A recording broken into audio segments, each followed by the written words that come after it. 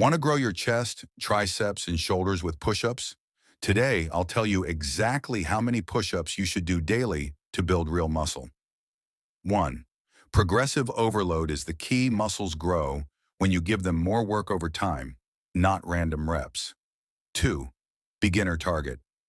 If you can do fewer than 20 push-ups, aim for 3 sets of 8 to 12 reps. Focus on clean form. 3. Intermediate target. If you can do 20 to 40 push-ups, aim for 3 to 4 sets of 15 to 20 reps daily. 4. Advanced target. If you can already hit 40 plus push-ups, do 3 to 5 sets of 20 to 30 reps, or try harder variations. 5. Don't just chase big numbers. Your form must be clean. Controlled reps build muscle. Fast, sloppy reps don't. 6. Increase weekly. Every 7 days, increase each set by 2 to 5 reps. That's how you force muscle growth.